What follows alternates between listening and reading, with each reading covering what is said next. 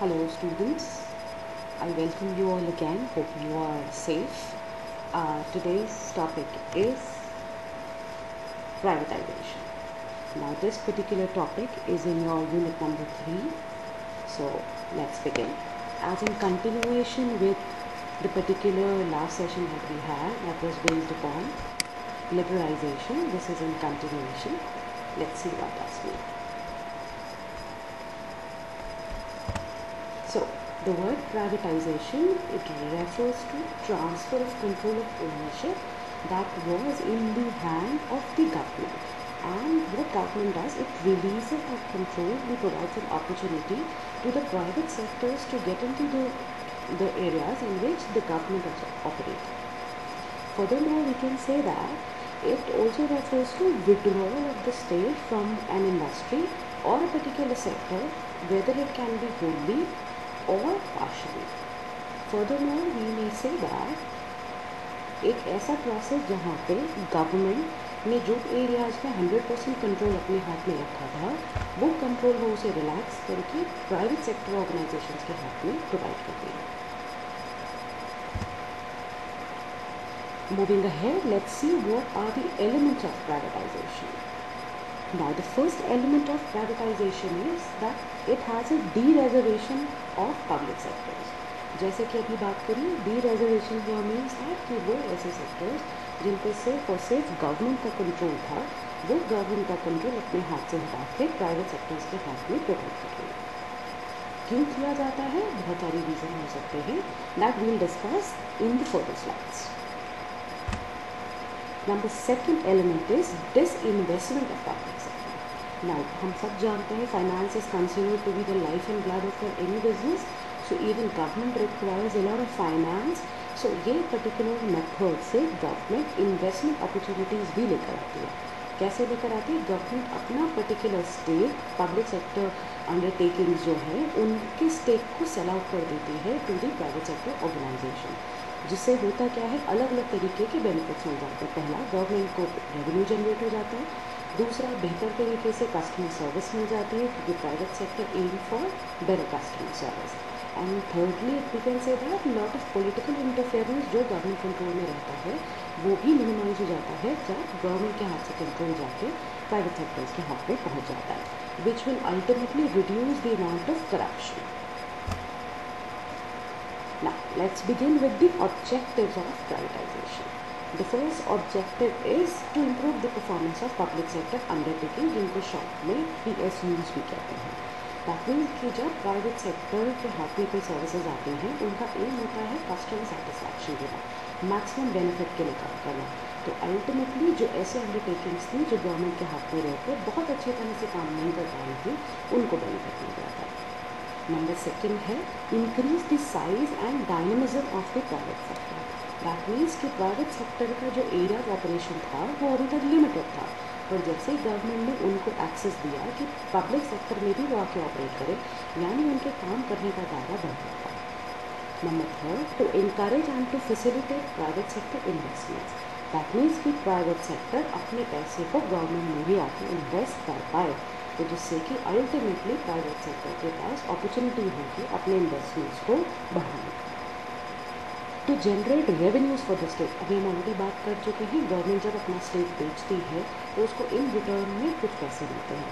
वो उस पर्टिकुलर पैसे को वो गवर्नमेंट पर्टिकुलरली चाहे स्टेट हो चाहे सेंट्रल हो, वापस से इकोनॉमी में ही फ्लोट कराती है with developmental measures. To reduce the administrative burden on the state. हम सब जानते हैं गवर्नमेंट पे बहुत सारे बर्डन होते हैं, अलग अलग तरीके के लोगों की फैसिलिटीज़ प्रोवाइड कराना, उनको एम्प्लॉयमेंट जनरेट कराना, प्लस जो पब्लिक सेक्टर अंडरटेकिंग्स है उनके वो ऑपरेशन कंडक्ट करना. तो इसका अल्टीमेट ऑब्जेक्टिव है प्राइवेटाइजेशन का कि गवर्नमेंट का जो बेसिक बोझ है जो अलग अलग यूनिट्स को मेंटेन करने का, वो इससे रिलैक्स हो जाता है. नेक्स्ट है launching and sustaining the transformation of the economy from a command to a market model. इसका मतलब है हम पूरी इकोनॉमी को एक तरीके से मार्केट के हिसाब से चलने के लिए आगे बढ़ाते हैं, रादर दैन कि गवर्नमेंट उसको ओन कर रही है, कंट्रोल कर रही है. अल्टीमेटली अब प्राइवेट सेक्टर मार्केट को देखते हुए उस पर्टिकुलर मॉडल में, उस पर्टिकुलर इकोनॉमी में ज़रूरत के अनुसार चेंजेस कर सकते हैं. बात करते हैं बेनिफिट्स की। प्राइवेटाइजेशन के क्या कोई बेनिफिट्स हैं? तो जी हम कह सकते हैं privatisation has lot of benefits. Number 1 benefit is it reduces the fiscal burden of the state. अभी ऑलरेडी बात कर चुके हैं, गवर्नमेंट अपना स्टेट बेचेगी तो उसे पैसे मिलेंगे, दैट मीन्स अल्टीमेटली उस पैसे को वो कहीं तो यूज़ करेंगे।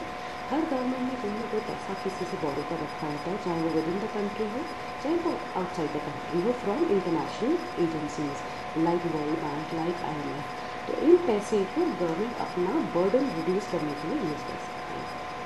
नेक्स्ट कहता है it help the state to trim the size of administrative machinery. अभी इसके पहली स्लाइड में हमने बात करी थी कि गवर्नमेंट का कंट्रोल बहुत सारी एक्टिविटीज़ में होगा, बहुत सारी चीज़ें हमें मैनेज करनी होगी, तो हो सकता है सही तरीके से ना मैनेज हो रही हो। अब अगर गवर्नमेंट ने अपने हाथ से कुछ ही चीज़ें रखी हुई हैं तो उन्हें ज़्यादा बेहतर तरीके से मैनेज कर पाएंगे। नंबर 3 कहता है it enables the government to concentrate more on the essential state functions. इसका मतलब है जो चीज़ें ज़रूरी हैं एक इकोनॉमी के लिए, बहुत इंपॉर्टेंट है, गवर्नमेंट सिर्फ उन पर फोकस कर सकते हैं और बाकी चीज़ें पब्लिक के हाथ में दे देंगे तो उनका बर्डन भी रिड्यूस हो जाता है, प्लस लिमिटेड फैसिलिटीज़ को ज़्यादा अच्छे से मैनेज करना ज़्यादा आसान होगा एज़ कम्पेयर टू ज़्यादा चीज़ों में अपने हाथ को लगाने से। नेक्स्ट कहता है it will help in accelerating the pace of economic development. अब ये कैसे होगा? ये पिछले 2 पॉइंट से रिलेटेड है। दैट मीन्स जब मेरा कॉन्सेंट्रेशन 1, 2 या लिमिटेड चीज़ों पे होगा, मैं उस काम को और बेहतर तरीके से कर पाऊँगी। तो गवर्नमेंट के लिए भी यही है, दैट इज़ अल्टीमेटली जो काम उनके पास अब हाथ में होगा उसको मल्टीप्लाई करने के लिए उनके पास रिसोर्सेज होगा, समय होगा और बेस्ट प्रैक्टिसेस वो अडॉप्ट कर पाएंगे। नेक्स्ट कहता है it will result in better management of the enterprise.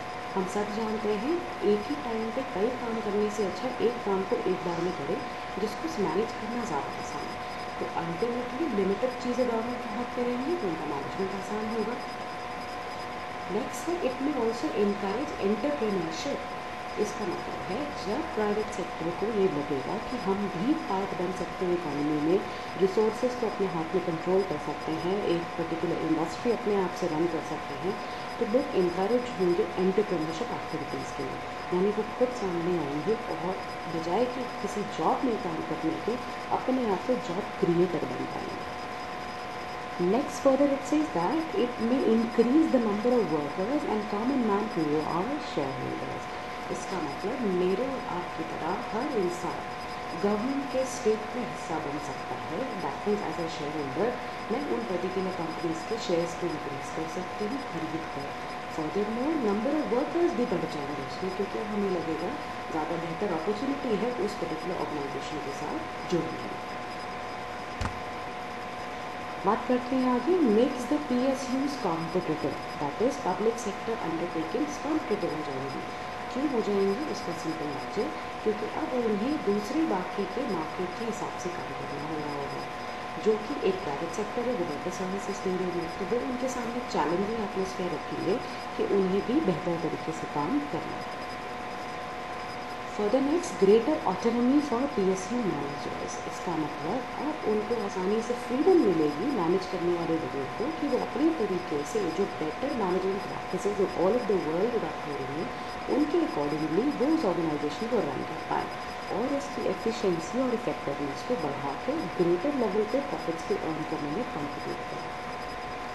अब जब ये सारे ही काम हो रहे होंगे तो इसका नेक्स्ट पॉइंट है इंडस्ट्री ग्रोथ अचीव करना आसान होगा, क्योंकि अब हम कस्टमर्स के अकॉर्डिंग चीज़ें बना रहे होंगे, सर्विसेज का लेवल इंप्रूव कर चुके होंगे, एम्प्लॉयमेंट जनरेट कर रहे होंगे, देन अल्टीमेटली हमारी पूरी इंडस्ट्री की ग्रोथ हो जाती है। नेक्स्ट फर्दर पॉइंट भी ऑलरेडी अभी बात कर चुके हैं, बेटर सर्विसेज टू कस्टमर्स, क्योंकि अब मैं गवर्नमेंट सेक्टर में नहीं, मैं प्राइवेट सेक्टर में हूँ। प्राइवेट सेक्टर ये मीन्स कि वहाँ पे मेरा पूरा ध्यान कस्टमर्स के मैक्सिमम सेटिस्फैक्शन पे है, जिसके लिए एक ऑर्गेनाइजेशन सब कुछ कर रही होगी, जहाँ पे हम रिगार्ड करें कस्टमर को किंग ऑफ द मार्केट। तो privatisation will help in making that, it will consider the customers to be the king of their economy. क्योंकि अभी तक हम एडवांटेजेस पढ़ चुके हैं, तो या अभी हमने ख़त्म किए हैं। अब कि हर किसी पॉजिटिव चीज़ के साथ कुछ ना कुछ नेगेटिव चीज़ ज़रूर होती है। ऐसे ही नेगेटिव को लिस्ट डाउन करने के लिए we have certain disadvantages of privatisation also. So let's begin with first point कहता है it encourages the growth of monopoly power. इसका मतलब जिन प्राइवेट ऑर्गेनाइजेशंस के हाथ में कंट्री के मेजर रिसोर्सेज हो जाएंगे, that is land, labour, capital, entrepreneurship, अब वो मार्केट में अपनी मोनोपोली क्रिएट करेंगे।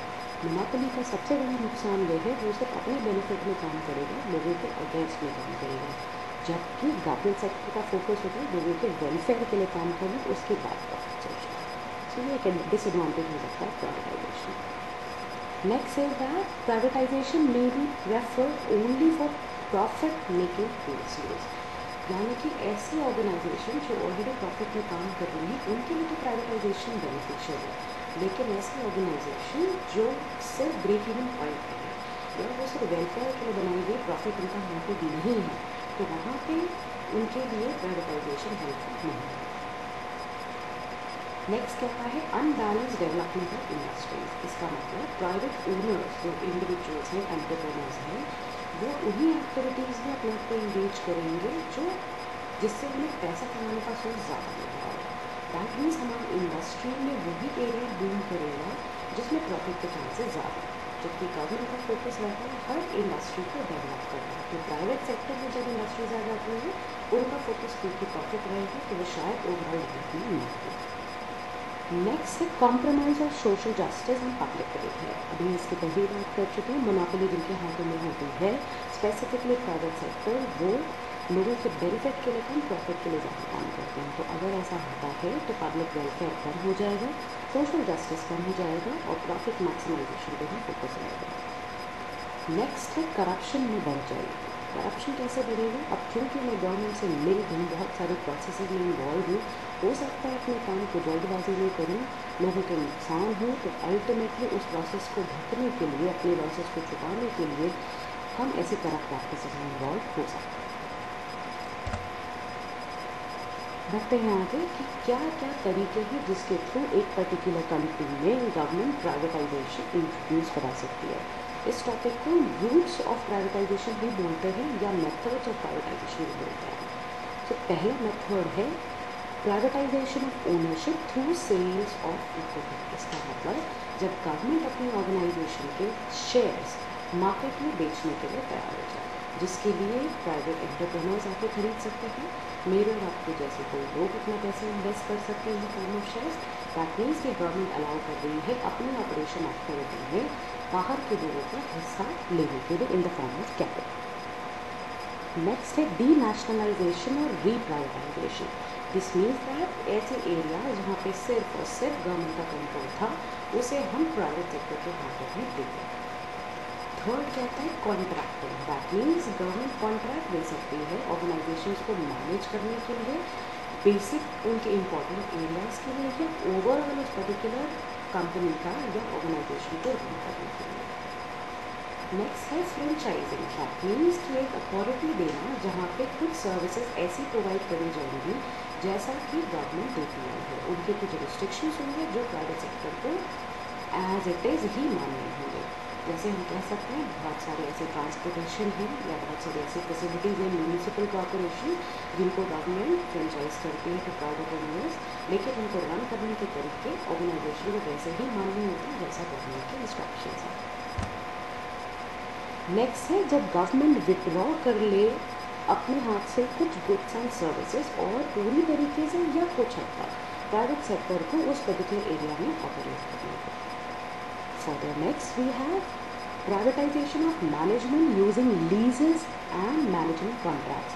ये बहुत हद तक सिमिलर है अभी हमने जहाँ पे बात करी है कॉन्ट्रैक्ट्स की, कि जहाँ भी ऑर्गेनाइजेशन तो गवर्नमेंट की होगी लेकिन उसका बेसिक मैनेजमेंट तो कॉन्ट्रैक्ट वो हायर कर सकते हैं फ्रॉम दी प्राइवेट ऑर्गेनाइजेशंस।